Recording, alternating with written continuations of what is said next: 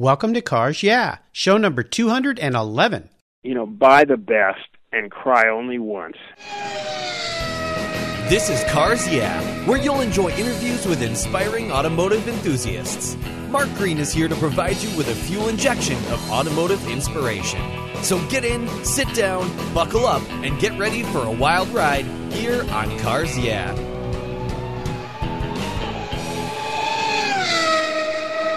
Have you turned your key and heard that dreaded tick, tick, tick, tick because of a dead battery? No worries. I've got the NOCO Genius Boost Jump Starter. This compact tool fits in your glove box and features rechargeable lithium battery technology that will start a dead battery in your car, boat, truck, or RV. It packs a whopping 12-volt, 400-amp starting power and can start up to 20 dead batteries on a single charge. Plus, it has built-in spark-proof technology with reverse polarity protection to safely jumpstart your vehicle. The compact, ergonomically designed clamps are solid copper for maximum conductivity, and there's a built-in ultra-bright dual LED flashlight with 7 modes, including an SOS emergency strobe. It's easily rechargeable with a USB outlet, and you can charge your smartphone or tablet while you're on the road. Works on any 12-volt lead-acid battery. The Genius Boost from NOCO is the ultimate emergency tool that's safe and easy to use. Quality design, state-of-the-art technology from NOCO, your battery care source since 1914. Get yours at geniuschargers.com. Hello, automotive enthusiasts. Today I am so excited to introduce a very special guest, Bruce Meyer. Bruce, are you buckled up and ready for a fun ride? Always. I think you are always ready for a fun ride. Bruce Meyer is a lifelong classic car enthusiast and one of the most vocal ambassadors of the collector car hobby today. He's built a world-class collection of important motor vehicles. He's a racer who holds several records, and he's an inspiring philanthropist. As an active participant, he enjoys driving in events around the world, and he serves on the board of many museums, including the Nethercutt Collection, the Petersen, the Mullin Automotive Museum, and the LeMay Museum. He's the founding chairman of the Petersen Automotive Museum and their Checkered Flag 200 group, and Bruce is a serious cheerleader for the car hobby and industry. Bruce, I've told our listeners just a little bit about you. Would you take a moment and share some more about your history, your life and career around cars, and of course your passion for everything that rolls on rubber? Happy to. Well, for me, and I think for many of the real enthusiasts, it's just in your DNA. I mean, this is not like a taught thing or something that you just kind of see and kind of pick up. It's just always been in my DNA. I say it's a mutant gene. So since my earliest years and my mother's earliest recollection, she said, Bruce loves anything with wheels, and that's never changed. So I've just always been an enthusiast, and that's just the way it's been my whole life. I grew up subscribing to Boy's Life. That's not around anymore, but it was a scouting magazine. Yeah, and Hot Rod magazine. So, I dreamt of being a hot rodder and a car guy just from my earliest recollections. Yeah, and you lived in Southern California in the SoCal region where hot rodding and cars were just everywhere. So as we continue on your journey here, I'll have some questions for you, but I'd love for you to talk a little bit about, was there a time where you really just got into it? I mean, I know you told me earlier that your parents weren't really that into cars, but you certainly were, so there was an inspiration there. Do you know where it came from? Well, I grew up in L.A., and I'm right in the center of L.A., kind of Hollywood and so forth, so I didn't grow up in what you call a privileged environment. So, most of my car activities were dreams, because my parents had as uncool a cars as, as anybody could. So there was no inspiration there. An inspiration for a work ethic, which I totally credit my parents. They were both, products of the Depression, and, they believed in saving and not buying unnecessary things, and certainly fancy cars were not part of their program. But so, that was kind of my youth. I guess my first real foray into the cars came by accident because my father had given me tuition money for college, and I went through orientation and found that they had tuition loans. that were interest-free, and you just needed to pay them back by the end of the year. Well, of course, I pocketed the money my dad gave me. Uh-oh. And I bought a 53 BSA and a 50 Merc. Oh, my goodness. So those were kind of like my first, cars of my choice, So yeah. And motorcycles. So that kind of started me in the motorcycles, and this was back in '59. So this is, quite a number of years ago, where a dollar really went a long way. Yep. You could buy a 40 Ford for $50 or $75, and you could be pretty cool in that. But yeah. So that was kind of like my first, foray into the cars. Of course, I had to sell them by the end of the semester and move on. But I've just always had a great love for hot rods, which I think are, very underappreciated, just the importance of hot rodding. So that's kind of, that was my start. Your start, sure. Well, as we continue on your journey, I always like to ask my guests for a success quote, and this is something that's been instrumental in informing your life and your success. It's a nice way to get the inspirational tires turning here on Cars Yeah. So, Bruce, take the wheel. Well, an inspirational quote. I mean, I've got a lot of quotes that I love, but one that I kind of live by, and it's not really like such an intellectual quote, but it's, buy the best and cry only once. Whether it's a restoration or a car, I never try and take a shortcut, because it always ends up to be, costing more money. So I say, just buy the best, or, and cry only once. Just the time you write the check, because that'll be the only time you'll cry. I don't know if that's that's the direction you want to go, but I live my life by that. Yeah, I've heard that guidance from a lot of my guests is to buy the best, but the additional of cry only once is something new, but I think we all understand that. You just get over it and move forward. But buy the best you can up front instead of going through the expensive process of restorations, unless that's something you really enjoy doing. Fantastic. That's right. You talked a little bit about your passion for cars going way back, and your mom saying that you've always loved anything that rolls around. But could you share with us one story that you can recall that really instigated your passion for cars, that pivotal moment in your life when you really knew that Bruce was a car guy? Whoa. I can't really think of a moment. I think I've just kind of always been a car guy. I think probably the time that I really realized how dedicated I was to the hobby was when we started the Petersen Automotive Museum. Mm-hmm. I mean, that's late in life, and that's 20 years ago. I never really considered myself a collector. I still don't consider myself a collector. I consider myself an enthusiast. I drive every car I have. I don't buy a car because I think it fits in a collection or I ought to have one of those. I buy everything out of passion. But I would say that I didn't really realize how involved with the hobby that I was until we started the Petersen Automotive Museum, and then I put together a group called the Checkered Flag 200, which now has 500 enthusiastic members. Mm-hmm. But then I realized that I really am part of this group, and I have responsibilities, and I want to do what I can personally to advance the hobby and make it enjoyable and challenging and fun. And really, that cars are cool, but it's the people.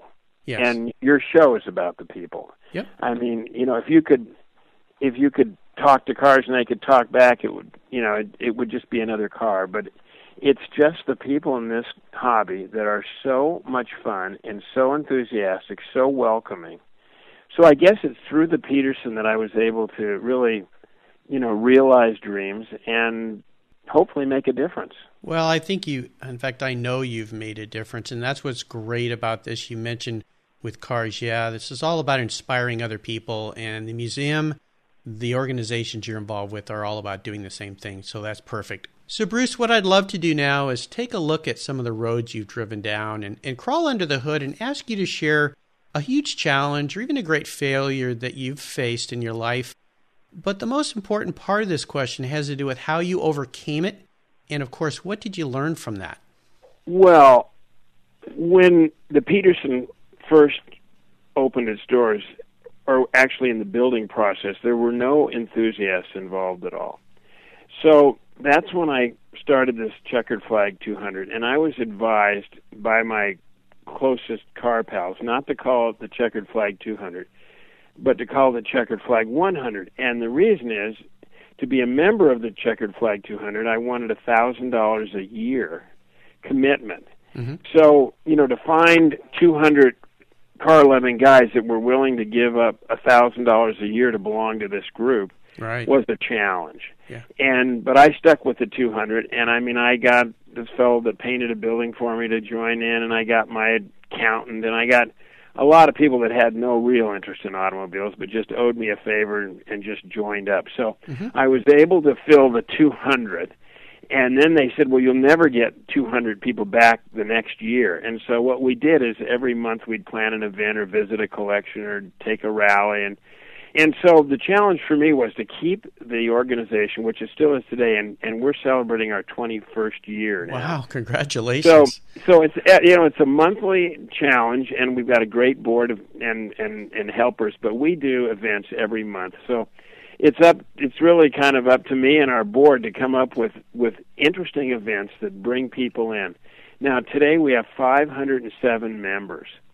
And it's $1,300 a year, so you can do the math. It's nice. It's serious money, and that goes right to the museum. So that it's a challenge keeping it fresh, keeping it vital, yes. and so that's certainly I can't call that a challenge, life-changing challenge, but it definitely is one of my fun challenges, and it's ongoing.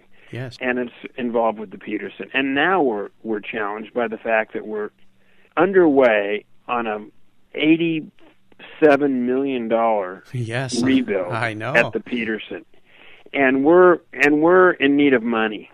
We're well over halfway there. Mm-hmm. But it's the last little bit that is just the real grind. We're down to about the last $20 million. Mm-hmm. So that's going to be a big challenge for me and for our board. Yes. And we'll get there, because we will get there. But it's not going to be easy, and it's going to not come without work. But at the end of the day, it's going to be very gratifying. Oh, absolutely. And when we get to the end of the show, we'll share with our listeners how they can get involved and help with this tremendous opportunity that you presented for people. And Adam Martin was a guest on Cars Yeah, and I know he worked with you in the Checkered Flag 200 Club. And helped you greatly. So, and he talked about the organization quite a bit, and I'm familiar with it as well.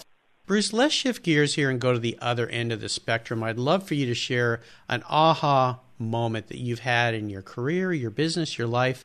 It's one of those times that you realize that an idea or a concept that you have had a lot of merit and was going to make it. And tell us the steps you took to turn that aha moment into a success. Well, one of my most memorable moments was when I bought my building in Beverly Hills. In 1968, I opened a candle shop in Beverly Hills, and that was my first real foray into retail. Mm-hmm. And my landlord there was a wonderful Texan named Herb Peters. And make a long story short, over the years I said, Herb, if you ever sell this building, you got to sell it to me. Now, I had no idea how I'd ever get the money to buy the building, but I guess something I learned from Herb is the fellow next door wanted to buy the building. He came up with a price. Herb came to me and said, Bruce, it's a price I really feel like I can, I need to sell the building for this price, and we shook hands on it. Mm-hmm. I said, I'll buy it, and I shook his hand, and, like 90 days later, we closed escrow, and he came to me and he said, Bruce, if you want to make a substantial profit, the guy next door raised his bid.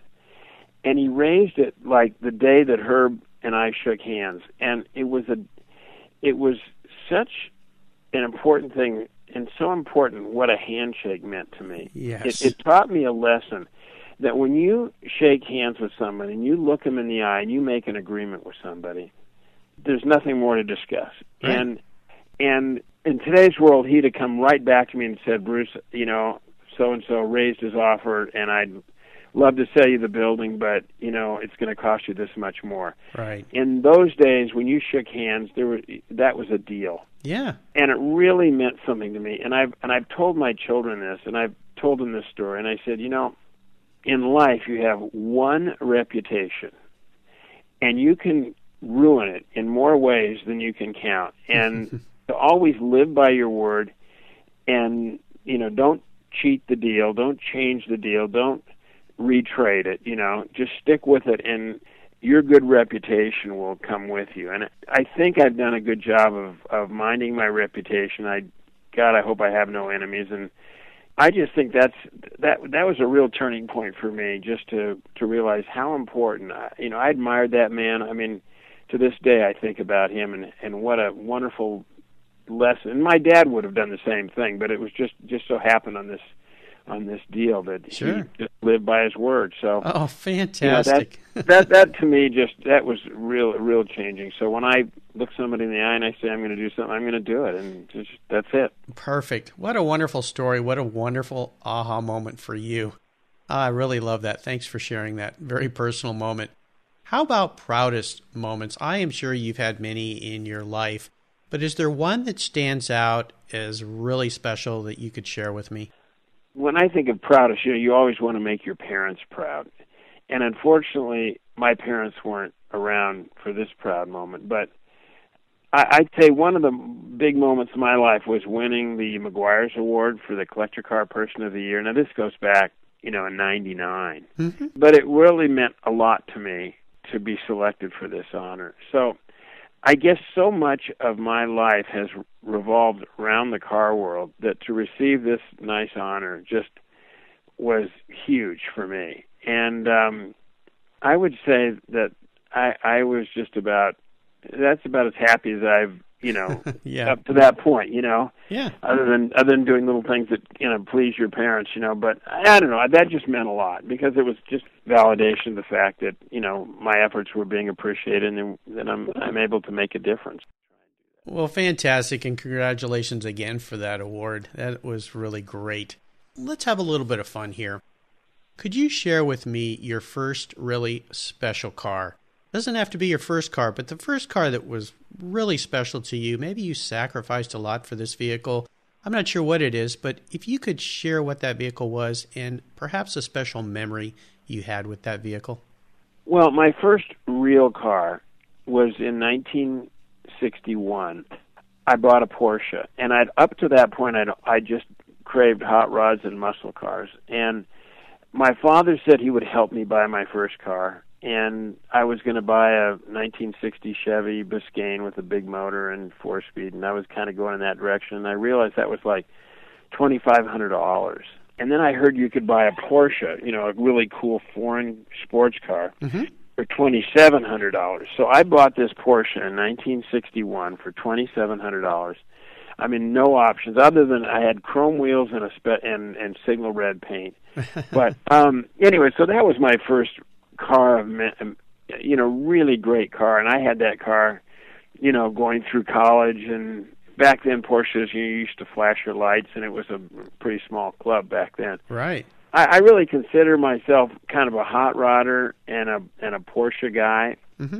and a sports car guy, kind of more than the muscle cars at this point. But that was the turning point for me and putting me into the sports car. So that was my first real car. Yeah, fantastic. It was a big deal for me. I mean, I Yeah. remember sleeping with the brochure under my pillow, just waiting for the day that I got my Porsche. Yeah, fantastic. I love it. How about seller's remorse? We've all had vehicles in our garages that we let go that we wish we could have back. Is there one car in particular that you wish you could have back in your garage?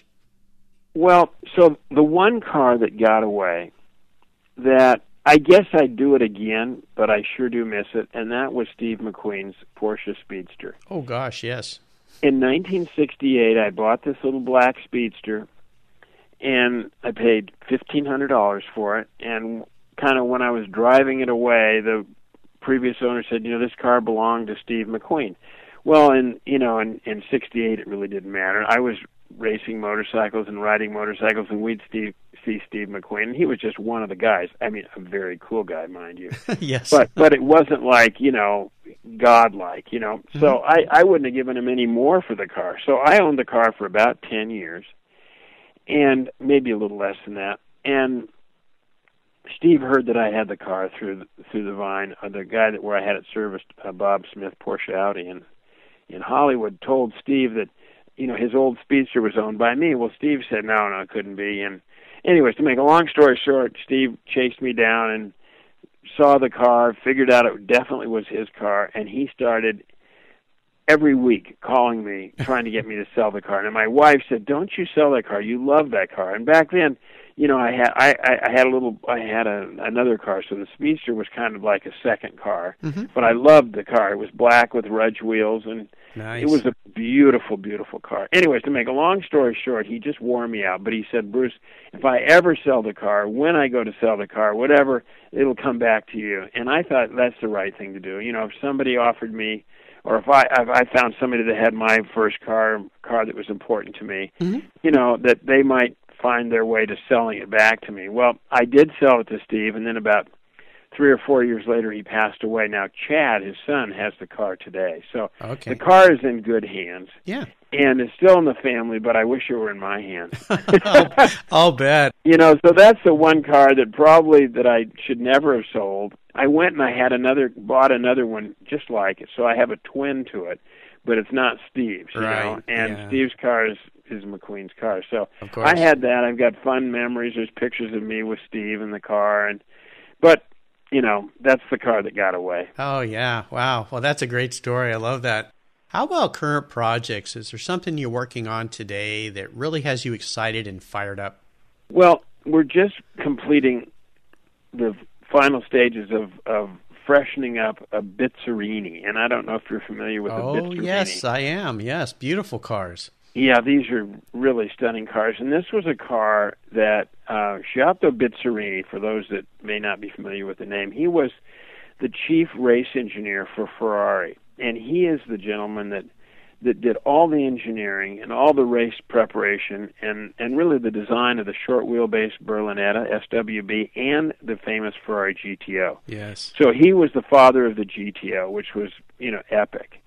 And he and Enzo had a falling out, and in '62, you know, Giotto and the other race engineers all left. It was called the Palace Revolt at Ferrari.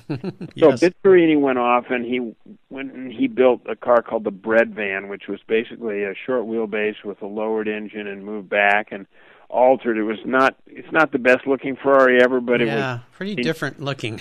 really different looking, but it was faster than the GTOs, and that's what Bizzarini wanted. So he wanted to beat the GTOs, but the car didn't hold up. You know, it was faster and ran faster times at Le Mans, but it didn't finish. Mm-hmm. So he went off and he built what's called an A3C, which is a coupe, and he entered at Le Mans 64 and 65. And so I purchased the car that he built for 65. It was a works car, and it won its class at Le Mans, which is a big deal, finishing in the top 10. Oh, yeah. You know, in front of the GT40s, and it was beaten by one Cobra Coupe. I mean, it ran right with the GT40s and the Cobra Coupe. So it's an unknown car because there were so few of them, and this is the car that won Le Mans. And so we've been working on that, and we're just about finished with that now, and kind of doing the debugging, and I'll have that on the track and on the street, and that's Beautiful. the project we're just finishing now. So Yeah. I'm very excited about that. Oh, those are beautiful cars. I got to spend a day with one of those, photographing it. Belonged to a friend, Bill Cotter, up here in the Pacific Northwest, that he raced as a red car, and I've got pictures of my son when he was young sitting in that car. They're beautiful. They're just gorgeous cars, very different, very unique, and very special. It's what they call a front mid-engine. Yeah. Because the engine is so far back, you actually have to work through the dashboard to tune it. You know, I mean, it's not the easiest car to work on, but the engine sits right almost next to you. Yeah. And it's just a beautiful handling car, and it's about, it's probably 3 feet high. I mean, it is. Yes. It's the lowest, flattest, you know, inboard brakes, very, very advanced for 65. Yeah, I always thought with the design of those cars that he designed the car and then it was in clay and then he just stood on it and smushed it down. Because it just, exactly because it just looks like, okay, it's too tall. Let's just make it a little lower. Yeah, just pancake it. Yeah. No, you're absolutely right. Yeah, fantastic. Wonderful collection. Can't wait to see that. Now, this next question is a little introspective for you, Bruce. If you were a car, what kind of car would you be and why? Huh. So loving hot rods, and I'm a huge fan of the V8. Mm-hmm. I would probably be a Cobra. Yes. You know, I just now your next question is big block or small block. You know, Okay. and I have a small block. I had a big block until just a few months ago, and probably for just the smoothness, the big block is just such a great car. Yeah. But I just love that V8 sound and the American connection and the good looks and the successful race record. So Yeah. I would say a small block Cobra would be me. There you go. I love it. I think that fits perfectly. Wonderful. That's for me. Yeah, fantastic. We're about to enter the last lap, but before we do, here's a word from our sponsor and Cars Yeah guest, Dwight Knowlton. Carpe Diem, seize the road. It's the motto at carpegear.com, where you'll find The Little Red Racing Car, an award-winning book written and illustrated by passionate car guy Dwight Knowlton. It's a spectacular way to introduce children to the love of cars. It's an inspirational award winner, and Yahoo Autos calls it the best kids' car book ever. Plus, it's printed in the USA. I may be an adult, but this kid loves The Little Red Racing Car. Dwight is finishing a second book in collaboration with Sir Sterling Moss about the story of his record-breaking win of the 1955 Mille Miglia. Check out Dwight's Carpe Diem brand, where you can find his book, shirts, and more that embrace his Seize the Road philosophy. Enjoy Carpe Diem at carpegear.com, and be sure to sign up for his newsletter while you're there. That's carpegear.com, C-A-R-P-E gear.com. All right, Bruce, we're back and we're entering the last lap, and I know you love to get out on the track. You know what this means. The white flag is out. This is where I'm going to fire off a series of questions and ask you to give our listeners some very quick blips of the throttle answers. So are you ready? Go for it. What is the best automotive advice you've ever received? The best automotive advice would be on the track, and that's to look ahead. Heads up. Don't look at the corner you're going through. Look for the next corner. Yep. And that's probably good advice in life. Yeah, I think so. Always look ahead. Heads up. Would you share one of your personal habits that you believe has contributed to your success? Well, lack of sleep. You know, the emails I get from you are always at like 11 o'clock to midnight. So, yes, you're up working late often. You know, I just find sleep to be such a waste of time. Yes. And I'm pretty darn type A, so I keep busy and I sign my letters, never lift. I just don't slow down. Yep. And for better or for worse, sometimes I miss certain scenes, but for the most part, just staying busy, whether it's productive business work or charitable work. I just like staying on the gas. Never lift. I had Don Garlitz on the show, and his father gave him some advice. He said, there'll always be time for sleep when you're dead. That's right. I thought that was pretty funny. Yeah, that's right. How about resources? Is there one in particular you'd share with our listeners? I know there's a lot of them out there with the web these days, but is there one in particular you think the Cars Yeah listeners would really enjoy? Well, I like Auto Week. Yes. I think they have a great website, and it kind of covers the hobby, Mm-hmm. and it covers racing and what's new. So I'd say autoweek.com, I guess. Yeah, great Other than resource. Cars Yeah. Oh, well, thank you. I really appreciate that. I find that to be a really good resource, and it's it's owned and run by Keith Crane, and he's the real deal. He's a real enthusiast. So absolutely. It's not like owned by some conglomerate that bought a bunch of magazines and trying to make $1. He's in it for all the right reasons. Yep, love to get Keith on this show someday as well. Bruce, is there a book that you could share with our listeners that you think they should get their hands on? A book that I find is a great resource is the Shelby American World Registry for Cobras. And I say that only because I want to give a shout out to the hardworking researchers and writers that write these books, whether it's Phil Porter, who does the Jaguar registry, or the guys that write the registries, whether it's Cobra or Jag or Porsche or race car registries. They do such a service that they deserve recognition. And Ned Scudder, who does the Cobra Registry, I mean, he's put his life into that. Yeah. And it's a great service and a great resource. Wonderful resource. Listeners, you can find links to all these resources at carsyeah.com/Bruce Meyer. All right, Bruce, we're up to the checkered flag, and this last question can be a real doozy, especially for a collector like you. If you could only have one collector car in your garage, but don't worry about the cost. If it's a car you don't have, I'm going to buy you whatever you'd like today, so that's no problem. What would that one vehicle be, and why? I think I would take either a Cobra or a short wheelbase Berlinetta Ferrari from like 1960 or 61. Mm-hmm. And the reason is you can do events in that car. It's got the sound. It's got a race-proven history and performance. Yes. I hate not saying a Porsche because I really, really do love Porsches, but they're so predictable and reliable and easy that it's, if that's my only car, I like to just, I like to be challenged a little more. So I would say that the short wheelbase Berlinetta or a Cobra, small block Cobra. Okay, now I always make all my guests pick just one. So if I let you get away with two, I'm going to get a lot of phone calls from the last 200 people that have been on the show. So if you had to pick between those two, the Cobra or the short wheelbase, which one would it be?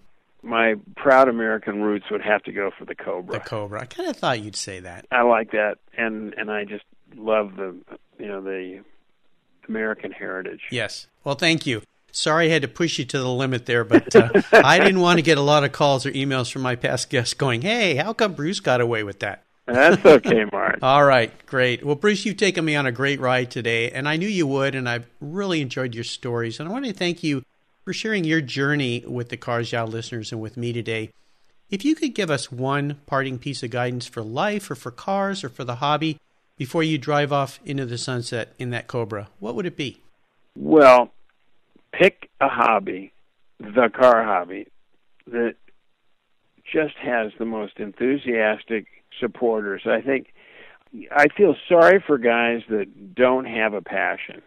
And I don't think that there's any more fun group than the car group. And, it's wonderfully entertaining, and my best friends are from the car hobby, and so I've encouraged my children to, pick a passion that has a wonderful cadre of people involved, because it's all about the people. We think it's the cars, but it's the people, and the car hobby has just been a great resource of friendships and passion and dreams for me. It certainly has. And I love one of your mottos is never lift. Did I have that right? You got it. Yeah, never lift. Fantastic. Is there a way that the listeners for Cars Yeah can learn more about you or the organizations you're involved in? Well, the Petersen Automotive Museum is easy to find, and they have a great website, and it's petersen.org. Yes. Okay. Petersen.org. And as far as me, I don't have a I have a Facebook page, but I never check it out. So and I don't add anything to it. Somehow I ended up with this thing, but yeah. I don't really do anything on that. Yeah. So, I think there's stuff on the web, and on YouTube they've put a few of the videos that I've been involved with. But anyways, I just, appreciate just helping the hobby any way I can, Mark. Well, you certainly have, and I'll remind our listeners, if you'd like to get involved with the Checkered Flag 200 or join that organization, it's a fantastic organization. You can find it through the Petersen.org website, and I encourage you to check that out and contribute, be a part of it, be a part of the hobby, as Bruce has with his life, and you'll find all sorts of wonderful things you can do. Thank you, Bruce, for being so generous with your time and your expertise today, and for sharing your experiences with me and the listeners. It's been great fun. Until we talk again, I'll see you down the road. Never lift. Never lift. Thank you so much for joining us on today's ride here at Cars Yeah. Drive on over to carsyeah.com to find show notes and inspiring automotive fun. Download your free copy of Filler Up, a fun book filled with gorgeous photographs of fuel filler fun, including quotes from more inspiring automotive enthusiasts. Download your copy today, and we'll see you next time on Cars Yeah.